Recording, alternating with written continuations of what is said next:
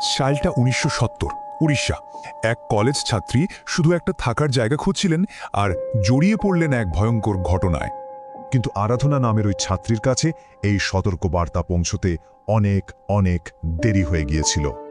গল্পের শুরু ভুবনেশ্বরে।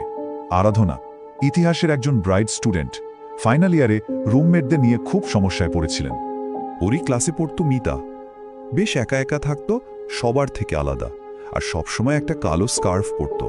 একদিন আরাধনা দেখে কয়েকজন মেয়ে মিতাকে আটকে রেখে কালো ডাইনি বলে র্যাগিং করছে। আরাধনা তখন ওকে বাঁচায়।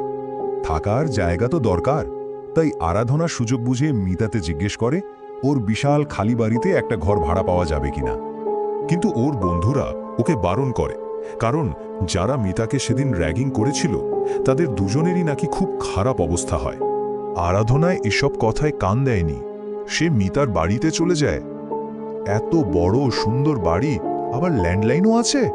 কিন্তু মিতার সাথে থাকাটা মোটেই স্বাভাবিক ছিল না। অদ্ভুত সব নিয়মকানুন আর রহস্যময় সব ঘটনা ঘটত। ওর বাবা, যিনি খুব ধার্মিক ছিলেন, তিনি ফোন করে বলেন, ওরু কিছু একটা খুব খারাপ হতে চলেছে, কাল অন্য জায়গা থেকে ফোন করিস।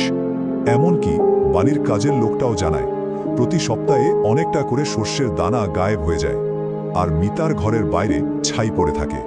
তারপর এলো সেই ভয়ঙ্কর শুক্রবার রাত।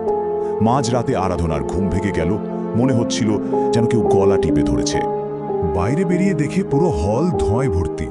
মিতার বন্ধ ঘর থেকে একটা বিশ্রী পোড়া গন্ধ আসছে। ভেতর থেকে মন্ত্র পড়ার শব্দ আসছিল।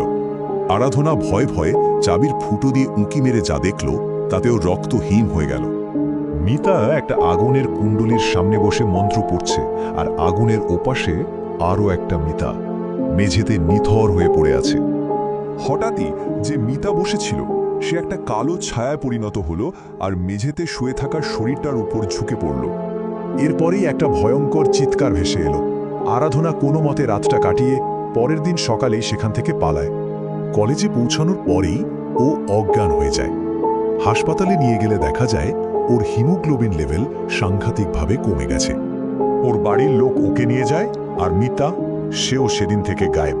কলেজে আর কোনোদিনও আসেনি। আসল সত্যিটা জানা যায় কয়েক মাস পর, যখন আরাধনার সাথে মিতার দিদিমার দেখা হয়। ছোটবেলার এক ভয়ঙ্কর মানসিক আঘাতের কারণে মিতা তার মৃত বন্ধু কবিতার আত্মার কবলে পড়েছিল। আসলে ওই আত্মাই আরাধনার শরীরটা দখল করতে চেয়েছিল, আর এই লড়াইয়ে মিতা নিজেই শেষ হয়ে যায়।